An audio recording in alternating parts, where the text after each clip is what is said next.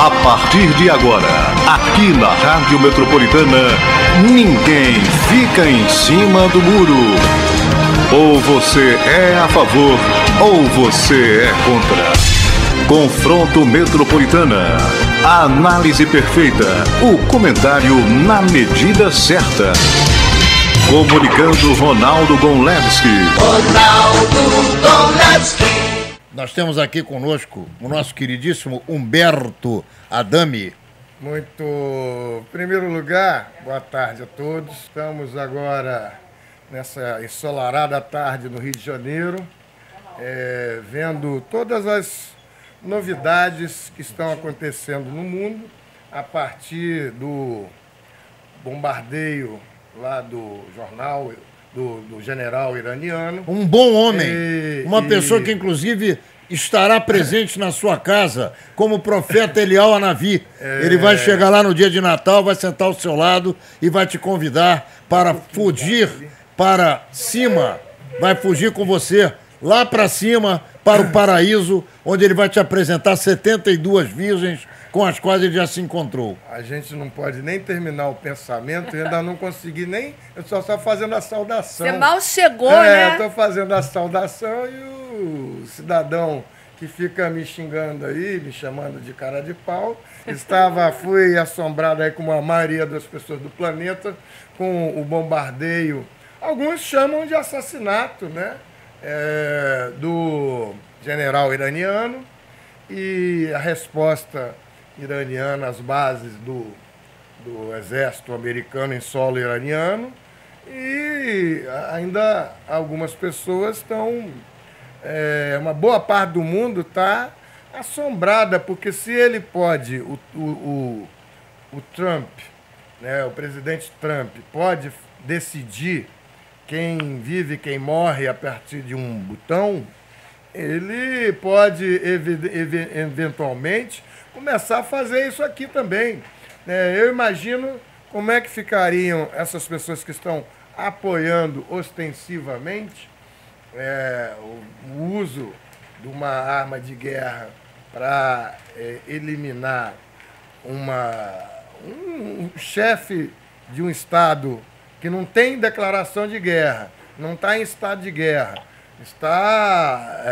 tem tratativas lá, tem uma base do outro lado, uma base americana no Irã. Está a violação de todos as regras de guerra, um assassinato frio e cruel. Ou seja, se o general lá, o Soleimani, é dito terrorista, como eu ouvi falar... Não, ele é boa pessoa. Eu ouvi falar muitas vezes. Ele é um cara bacana, aí, é um cara espetacular. Ronaldo É muito Gonlewski, legal. aguarda a sua vez. Você vou aguardar. Tem que ser mas olha lá, ele está delicado, sendo enterrado lá, o cara lá. Delicado e gentil com seus convidados. Não, você é pode meu irmão, cara. aqui. Com o irmão a gente briga de foice, Então, depois se entende. Falar em foice, olha aí, você tá tão preocupado, falou do Lula, agora falou da foice. Já eu vou falar do martelo. Ronaldo Gonlewski, você é comunista. Olha a cor do meu relógio. Já eu vou falar do martelo, fica tranquilo. Você é comunista, você por muito menos, as pessoas estão sofrendo aí perseguições. Onde? Soube agora que um desembargador aqui no Rio de Janeiro fez a proibição de um espetáculo que por alguns pode ser entendido como ofensivo religioso, mas tem tantas coisas que ofendem a religião e que eu não vejo essas pessoas tão preocupadas assim. Por exemplo, Ronaldo Gonlewski, ofende a religião deixar tantas pessoas sem hospital no Rio de Janeiro, sem abrigo. Mas é você que é eleitor no Rio. Eu não sou. Eu sou velho. Você abrigo, que é eleitor no Rio. Sem mendigando. Você está votando mal, Humberto. Você está votando muito mal, Humberto.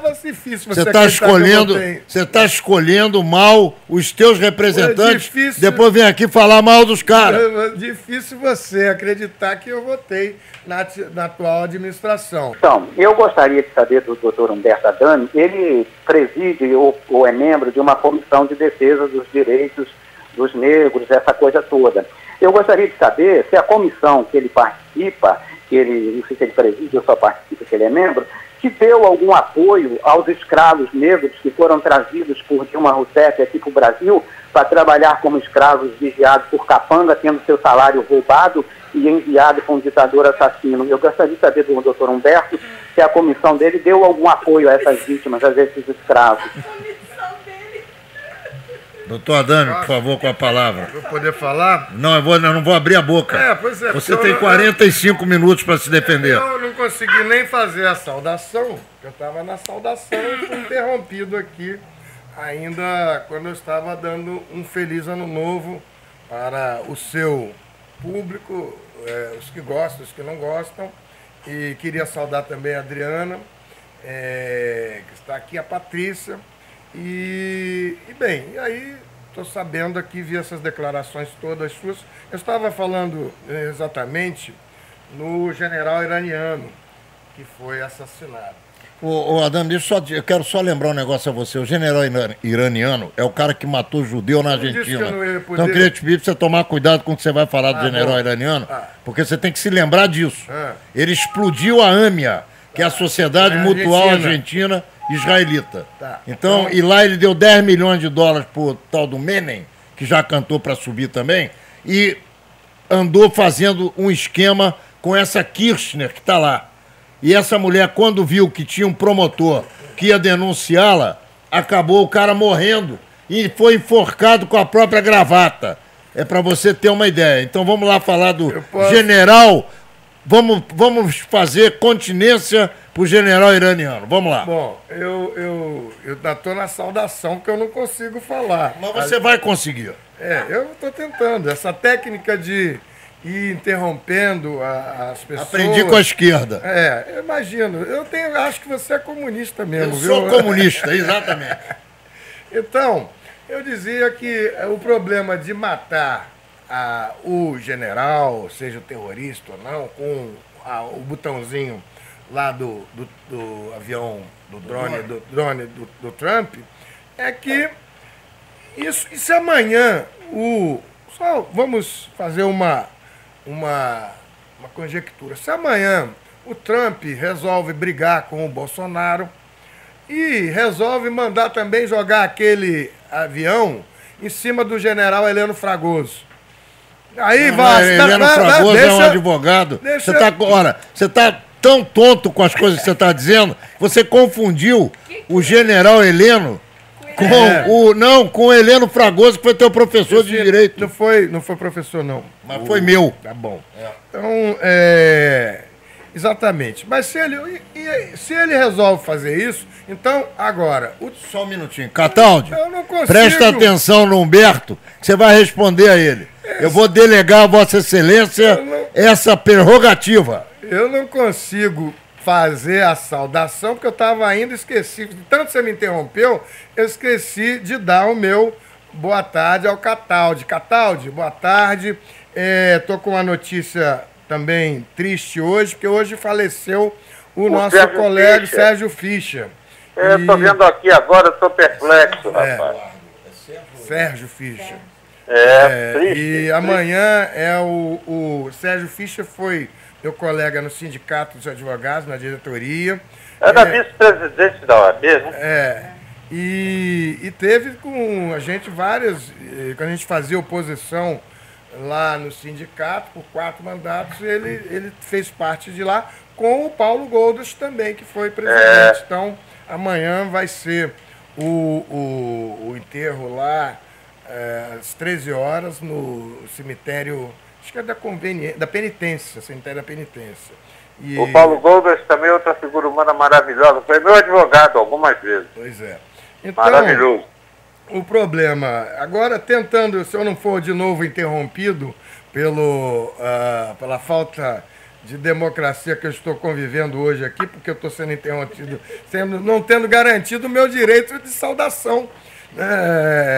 E parece que isso está se tornando uma coisa comum no país, e aí a gente tem que assistir aquele momento de vassalagem, vassalagem explícita, onde eu vi ontem lá na internet aqui o presidente da República do Brasil sentado na televisão, só faltou e assistindo lá as ordens do Trump, do que é o que foi eleito para ser presidente da República dos Estados Unidos. Então, eu não gostaria de ver o presidente da República, que foi eleito, mas ele foi eleito uma vez só, não necessariamente ele foi eleito para andar dentro das regras da Constituição e das leis federais e com o controle do Judiciário, que tem realizado o tempo todo esse controle da legalidade. Uma série inúmera de atos do primeiro governo, do primeiro ano de mandato do governo Bolsonaro foram barrados na Justiça, funcionando tudo. E aí, quando se começa a reclamar, olha, estamos vivendo uma ditadura, não, mas está funcionando tudo dentro, as instituições estão funcionando.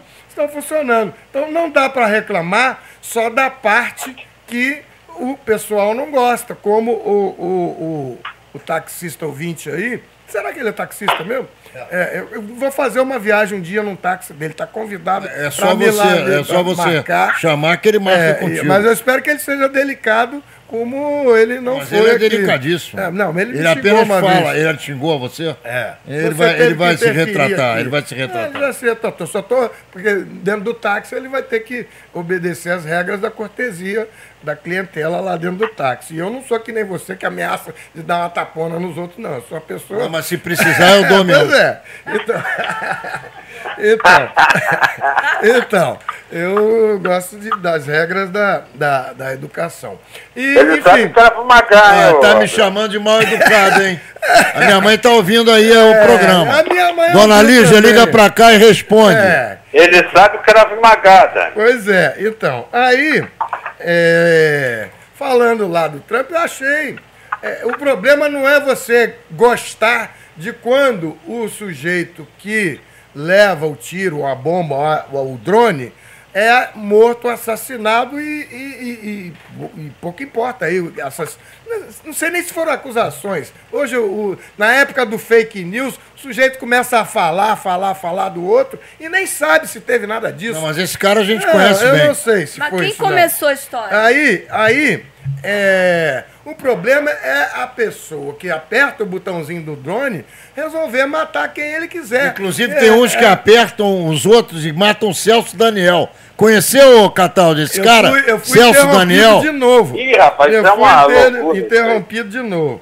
Mas então... Mas o Celso Daniel pode matar, não tem problema. O problema é esse, é aquela história de você começa a matar e aí as regras de Constituição, regras inclusive de conduta internacional.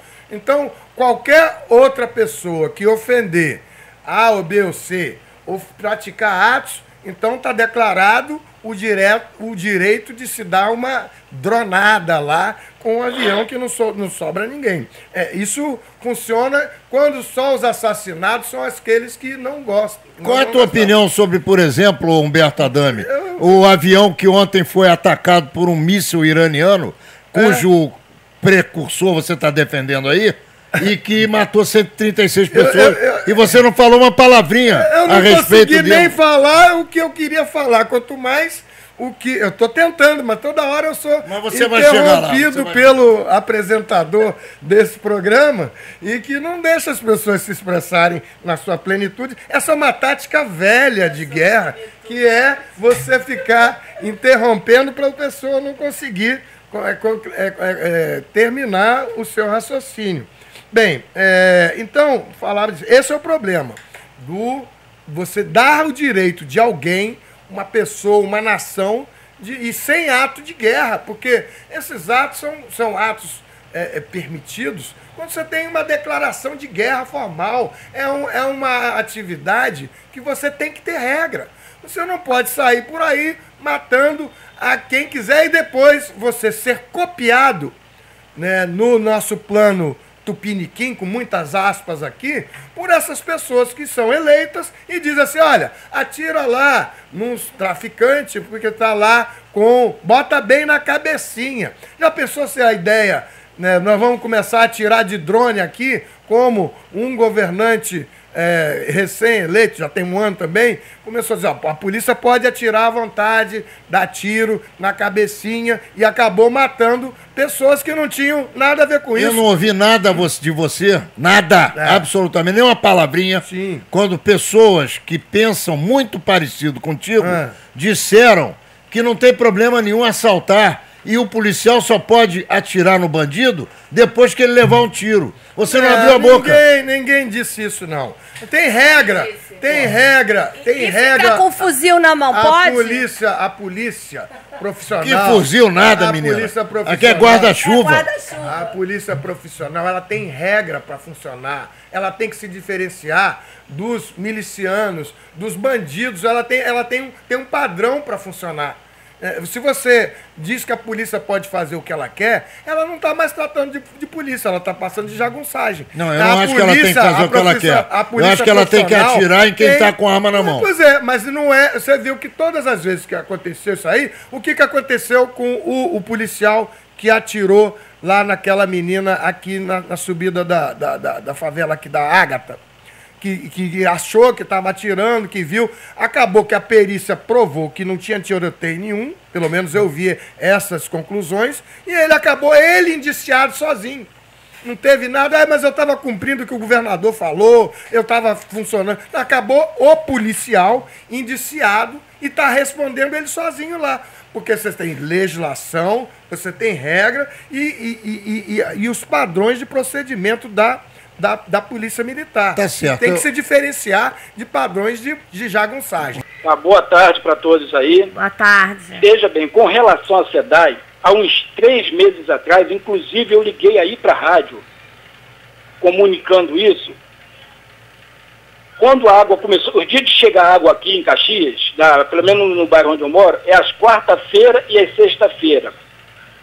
Eu estava sem água na caixa de cima. A água começou a cair. Qual é a primeira tendência da gente? Ligar a bomba para encher a caixa de cima. Por sorte, graças a Deus, eu fui colocar uma roupa de molho. Quando eu abri a torneira, água de fossa pura. Não tinha outra diferença. Esgoto puro, esgoto. Eu aparei 2 vidros, entendeu, da água, guardei, liguei para a SEDAI, entendeu? Ninguém lá quis atender, que é difícil atender pra caramba. Liguei para a rádio de vocês aí, com muito custo, eu liguei para uma outra rádio aí fizeram uma comunicação, eles apareceram aqui. Esgoto puro, água de vala. No dia que o camarada veio aqui para poder ver o reparo, eu falei, meu amigo, não é só na minha casa não, é no bairro todo. Um deles falou assim, ali na frente tem um esgoto aberto ali, perto da rede. Quer dizer, o cara sabe onde que está o problema. É porque eles pouco se importam, entendeu? Agora está uma onda de novo. Lá na Zona Oeste, eu estava lá esse final de semana ali, perto do bairro de Santa Cruz, Paciência, tem gente lá tendo, assim, problema intestinal direto. E eles não estão nem aí. Quer dizer, aí falam, tudo bem, o povo tem que procurar o melhor. Compra uma água mineral, qualquer coisa, mas a conta vai chegando. Olha, eu sou sozinho aqui. Chegou uma conta para mim de 140 e poucos reais. Eu não gasto essa água toda. Eu sou sozinho aqui. Saio de manhã, tomo um banho, saio, tomo meu café, volto de tarde, tomo meu banho, faço alguma coisa para mim aqui, bebo alguns copos de água, para mim pagar 100 e poucos reais de água por mês. Quer dizer, eles não estão se interessando em nada, entendeu? A coisa tinha que ser mais rigorosa, tinha que partir das autoridades, o governo, não sei, através de quem tinha que assumir essas despesas extras que o povo está tendo, para eles sentir no bolso, para tomar vergonha na cara. Que só falar em público, na rádio, eles não querem saber disso não, porque eles não bebem da água que eles fornecem para os outros. Com certeza. A água que eles fornecem para os outros, manda para casa dos outros, não é só para beber não, cozinhar, lavar roupa. A pessoa vai lavar uma roupa com uma água que tem coisa de esgoto ali no meio. Como é que essa pessoa vai ficar? Se tem um problema dermatológico, vai chegar no trabalho cedendo. Tinha que ser mais pesado em cima deles para eles poderem sentir, anular as contas durante um determinado Cataldi, tempo. só um minutinho que Cícero está acabando de falar da opinião dele aqui sobre a água. Entendeu? Então, durante um determinado tempo, alguém tinha que mover uma ação jurídica de suspender as contas de água da SEDAI. Tanto mês para vocês resolverem essa situação, só depois o consumidor vai poder voltar a pagar. Porque eles estão pouco se importando, quer dizer, a gente vai pagando, vai adquirindo doença e eles não estão nem aí. Tinha que jogar pesado em cima deles. Suspender as contas de água. Durante tantos meses, ninguém vai pagar, enquanto vocês não organizarem isso aí, o consumo de uma água decente para os outros beber, tomar um banho, fazer uma comida. Entendeu? Cícero, super Sim. Obrigada pela sua colaboração. Não, tem que pedir desculpa, não. Eu vou para o nosso amigo Adame também dar a opinião dele. Acho que você está corretíssimo, acho que a sociedade tem que agir, sim. Você sabe que eu sou uma mobilizadora, né? Eu, por mim, sei lá, a gente tem que pensar atitudes concretas aqui no Rio de Janeiro sobre isso, porque é como você falou, eu tive dinheiro ali para comprar garrafão, comprar água, mas até quando também, né? E não é só a questão da água de beber, é como você falou, ir tomar um banho, ir para o trabalho, lavar uma roupa. Então a gente... Bem, eu estava falando antes, quando entrou o Cícero, da questão, voltando lá de trás, dessa onda que é o de descumprimento. A gente parte para o descumprimento, é uma forma de mobilização popular, acho muito boa. Mas, na verdade, o que acontece é que na esteira dessa onda que, de um tempo para trás, vem se instalando, não só no Brasil, mas no mundo, mas especialmente com repercussão aqui no Brasil, que é você desconstruir obrigações que estavam construídas na República. Ora, o caminho correto é o quê? O que o ouvinte acabou de dizer? Alguma autoridade, algum responsável pelo serviço público não cumpre. E é isso que vem acontecendo de um tempo para cá, especificamente um ano, uma desconstrução do Estado Democrático de Direito, Cataldi. As pessoas não se sentem obrigadas a cumprir aquelas obrigações e direitos que tinham prescrições. E por quê? Porque se disse assim, não vamos fazer mais nada do que estava previsto no Estado Democrático de Direito. E a repercussão, ela vai lá, aí começa a reclamar. Eu vi aí o Roberto reclamando do Supremo Tribunal Federal, se reclama, isso vai descendo. O PM também, eu vi o Nelson, que também ligou para falar da minha opinião, que acho que o caminho é a legalidade e o cumprimento das obrigações da República, porque isso está ligado ao tiro no general. O descumprimento em série, como se fosse um jogo de dominós, das obrigações, porque aquela pessoa lá acha que não tem que cumprir mais, inclusive as obrigações legais. Acaba na polícia achando que não tem que cumprir as obrigações legais dela, do treinamento que ela faz, e já vi vários comandantes alertando dos procedimentos. Eu vi que aí, não sei se era policial, o ouvinte que ligou, disse que não é bem assim, mas a polícia tem uma hierarquia, ela tem um padrão de procedimento, ela é fundada em regras rígidas do militarismo. Então, se cada um vai fazer o que bem entender, o que quer, e o outro lá, o governador, diz assim, atira na cabecinha. O primeiro que atirou lá, que foi na onda, acabou, como foi o policial lá do caso da Ágata, acabou ele indiciado sozinho. E eu não vi ninguém dizer lá, olha, ele fez assim mesmo, vai que é tua. Ficou ele sozinho respondendo lá o inquérito, né, por homicídio. E penso que isso deve estar acontecendo de uma forma meio que comum. A mesma coisa acontece no governo de São Paulo e as pessoas têm, outro ouvinte aí falou na religião, o que me espanta mesmo, Cataldi, Adriano, é que essas pessoas se elegeram com base na religião, com base no voto. Eu acho péssimo juntar política e religião. Política é política, religião é religião. Cada um reza para o seu Deus que quiser lá. Quando mistura essas coisas, acaba a gente vendo. Aí vamos para o governo municipal. Você vê um governo que foi eleito com base na religião, com um monte de seguidores, basicamente evangélicos, mas podiam ser de outras. Primeiro que o Estado deve ser laico pela Constituição. Então, misturar política e a religião não é só um erro, não é equívoco e é inconstitucional. é um erro, porque a história mostra que essas coisas não acabam bem.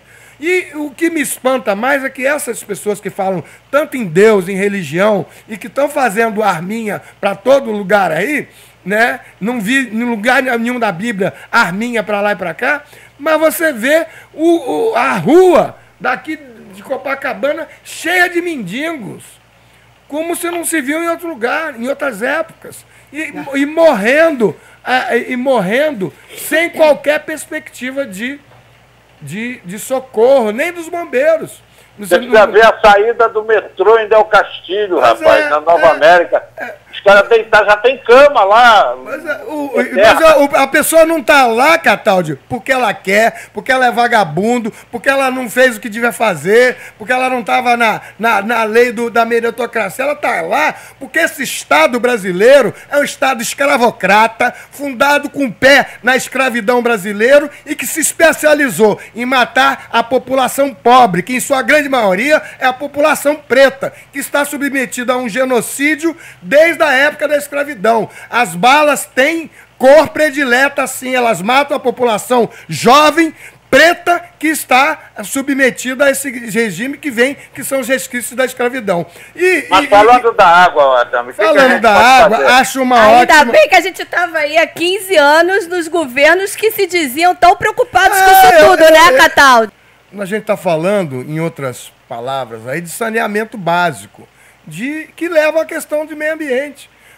Eu fui presidente da associação, e para o ouvinte que não me ouviu, meu nome é Humberto Adame, sou advogado, sou conselheiro da OAB do Rio de Janeiro e sou presidente da Comissão da Verdade da Escravidão Negra do Conselho Federal da OAB. Aliás, ia aproveitar para convidar a todos para assistirem hoje às 20 horas no programa do Marcelo Conte, o presidente do Conselho Federal da OAB, advogado advogado Felipe Santa Cruz, vai ser entrevistado lá e vamos estar todos assistindo lá. O Felipe tem tido, Cataldi, um trabalho importante e as pessoas acham que ele, quando você está dirigindo o Conselho Federal, é a sua única opinião que prevalece. Mas não é, você sabe bem disso. O Conselho Federal do OAB, ele é composto pelas 27 seccionais, são mais de 80 conselheiros federais, e é a média dessa discussão toda, tem os presidentes das subseções que funcionam em colegiado. Você, qualquer que seja o presidente, ele não toma as decisões sozinho lá. E o Felipe tem sido objeto, inclusive, de uma campanha de perseguição por algumas autoridades do país, inclusive a níveis bem baixos, né, de simpatia, de empatia e de até dignidade humana, né? Vi alguns ataques muito virulentos. Mas eu queria voltar à questão do saneamento básico. Saneamento básico e meio ambiente são as coisas que estão levando a esse estado de situação dos rios brasileiros. Não é só do Rio de Janeiro, não. O Rio Tietê aí em São Paulo, eu me lembro que durante um tempão, 91 a 93, nós tivemos a Eco 92, que foi exatamente a chamada do mundo inteiro para os cuidados com a questão ambiental. Esses cuidados que o Trump acha que não precisa ter e que vem sendo seguido pelo presidente Jair Bolsonaro. Quando se fala em meio ambiente, se fala em saneamento básico e regras de proteção às cabeceiras dos rios, às margens, às matas ciliares, porque não tem de onde você produzir numa fábrica de mais água potável. Você tem que preservar e diminuir. O ouvinte que falou outro dia, a seguir daí, em alguns minutos atrás, ele falou exatamente nisso, em diminuir a produção. Você tem níveis de desperdícios astronômicos em todos os lugares do Brasil. Seja na questão... Mas sobre a posição que o ouvinte manifestou de uma medida a ser tomada para efeito de suspender a cobrança dessa água podre. Eu acho que vale a pena. E o Ministério Público, para algumas coisas, ele funciona sem você precisar chamar nada. Você teve um tempo... ele funciona só pelas notícias dos jornais. Já deve, eu não estou falando, mas já deve ter algum procedimento em andamento do Ministério Público do Rio de Janeiro. Mas, se não tiver, fica aqui a ideia, né, para eles. Mas o que eu vou dizer é o seguinte, é que essas coisas não mudam de uma hora para outra. Você precisa de investimento, você precisa de planejamento, você precisa de preservação das cabeceiras dos rios e de tratamento na indústria e principalmente saneamento e esgoto. Eu acho que o percentual, eu ouvi dizer outro dia, de residências com esgoto no Brasil não chega a 10%. Eu acho que essa água fornecida ao Carioca, ao Fluminense, do jeito que está, trata-se de um estelionato, porque estão fornecendo algo com qualidade duvidosa e dizendo que o troço está bom. Sim, mas isso é uma situação emergencial. O geral, o importante, é você investir no sistema de tratamento de proteção das bacias mananciais. Essa água que você falou, que vem de lá do Paraíba do Sul, ela se divide e tem um sistema de acompanhamento em 3 estados, porque a legislação impõe que você tenha um tratamento por estado, mas em alguns estados, como o Rio, não obedece a plaquinha de aqui começa o Rio de Janeiro, aqui começa Minas Gerais, aqui começa São Paulo, você tem que ter um tratamento, não seria tripartite, mas a palavra é essa, que é uma divisão de competências de acompanhamento. E você não vê. O Rio Tietê aí em São Paulo, é um absurdo o que fazem com esse rio. E situações que o mundo tem ensinado com aplicação de ciência e de investimento, como se recupera o rio, que é o caso do rio Tamisa lá em Londres, que tinha situações também de podridão explícita e que foi recuperado já pelo menos há uma década. E aqui, quando se fala em meio ambiente e saneamento básico, isso é mimimi, isso eu quero fazer investimento, isso não... E não se dá um tratamento que a Constituição impõe e que a legislação impõe também. Então eu acho que esse caldo de se rebelar, porque o problema de não pagar a taxa da água, eu acho muito justo como mobilização, mas ele não vai melhorar a água. Ele não vai... E botar também, eu não sei de onde, de um ano para cá, saiu tanta gente absolutamente ignóbil. Eu não vou nem dizer idiota, mas ignóbil. Você tem raras pessoas que você possa elogiar de um tratamento mínimo, né, dirigindo o país. Você vê todo dia e não vê a preocupação com esses problemas, resolver. A população está agoniada para a solução desses problemas. Eu não quero saber se é de direita e de esquerda, se é do PT, do PSDB, do PMDB, de que partido, do PSL. É preciso botar gente preocupada para resolver o problema do Brasil. E só para esclarecer, eu não sou petista, nunca fui, fui candidato a deputado federal. Nem cheguei bem a ser pela rede, porque a rede me convidou, mas não tenho nenhuma... Trabalhei num governo do PT, mas no primeiro governo, e fui ouvidor nacional da igualdade racial. E para não deixar de esquecer, aquela questão dos escravos de Cuba que o Roberto fez uma provocação aí, acho que a pergunta não tem resposta, porque a Comissão da Verdade da Escravidão Negra, ela não trata com racismo do contemporâneo, ela trata com racismo para trás, resgatar heróis da história do Brasil que foram apagados. Então não teria nenhum sentido tratar disso. Agora, também não vejo por que a comissão devesse, ou qualquer comissão, devesse se dedicar ao que ele chama de escravos de Cuba. Acho que ele está tão preocupado, ele deveria ter feito essa denúncia ao Ministério Público Federal, ao Ministério Público do Trabalho, que são órgãos do Estado e que estariam aí para defender os tais supostos escravos de Cuba, que eu não sei nem quem são. Eu vou também me despedir, Humberto Adame falando, abraço Cataldi, um abraço a Adriana Baltazar, um abraço aos ouvintes. Quero dizer ainda que foi falado aí, mas os terreiros de Candomblé e Umbanda têm sido atacados sem qualquer empatia, simpatia e sem proteção.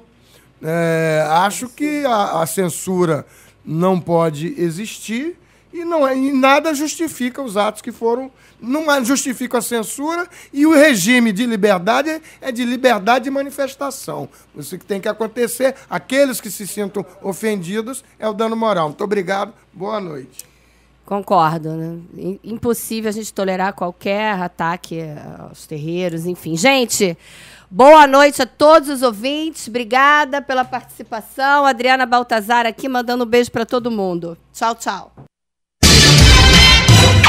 Você acabou de ouvir pela Rádio Metropolitana M1090, Confronto Metropolitana. Apresentação de Ronaldo Gonlewski. Confronto Metropolitana. Ronaldo Gonlewski.